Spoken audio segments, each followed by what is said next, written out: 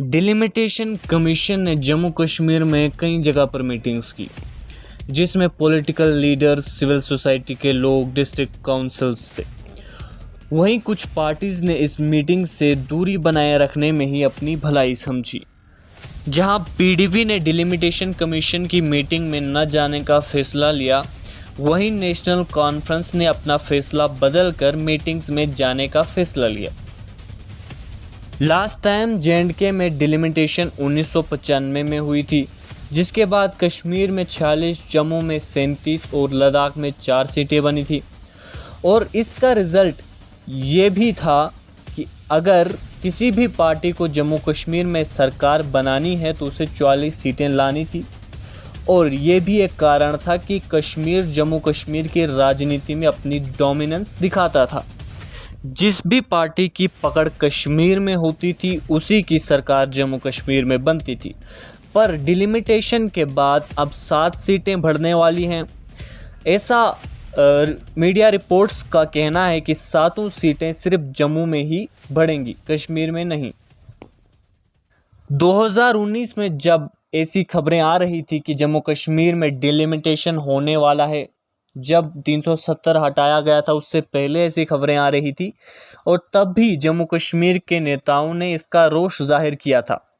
पर यह बात 2019 में तब थी जब 370 अभी हटाया नहीं गया था। कहते हैं साहब किसी ने नहीं किया, बहुत कोशिश की, उन्हीं के बीजेपी ने भी कोशिश की, कुछ नहीं हुआ। अब मोदी साहब क्या कर लेंगे? अब 370 की बात करते हैं। वो कभी भी अगर वो 10 दफा भी हिंदुस्तान के प्राइम मिनिस्टर बनेंगे, वो 370 को नहीं छू सकती। अरे कौन सी डिबेट, वो आज तक कोई डिबेट नहीं करी बीजेपी ने। अभी वो गवर्नमेंट ऑफ इंडिया ने बनाए थे वो कमेटी बडगांवकर, क्या हुआ उस रिपोर्ट का? कहाँ गई वो रिपोर्ट?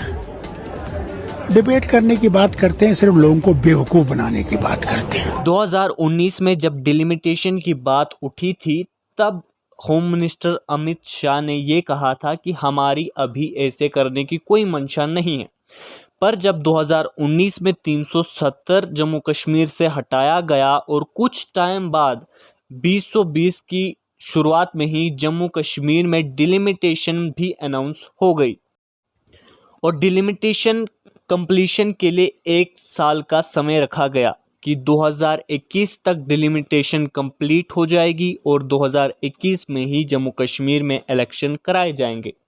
लेकिन 2021 आते आते जम्मू कश्मीर में डिलिमिटेशन प्रोसेस को 1 साल एक्सटेंशन और बढ़ा दिया। डिलिमिटेशन प्रोसेस का 1 साल का एक्सटेंशन मतलब ये था कि इलेक्शन भी 1 साल के बाद ही जम्मू कश्मीर में होंगे। और यही 1 साल के एक्सटेंशन के बाद डिलिमिटेशन कमीशंस की मीटिंग होने लगी, पॉलिटिकल पार्टीज़ के साथ, पॉलिटिकल रिप्रेजेंटेटिव के साथ। और यही 1 साल का एक्सटेंशन कारण था कि कुछ लोग ये कहने लगे कि डिलिमिटेशन पहले ही बीजेपी सरकार ने कर दी है, अब बीजेपी लोगों को गुमराह कर रही है मीटिंग्स बुलाकर। सरकार को जो करना था वो पहले ही कर चुकी है। इस पर भी बीजेपी ने अपनी प्रतिक्रिया दी कि कमीशन एक कॉन्स्टिट्यूशनल और इंडिपेंडेंट बॉडी है। क्या इसमें सरकार का कोई हाथ नहीं है? मुझे नहीं लगता सरकार का कोई हाथ होता है इसमें।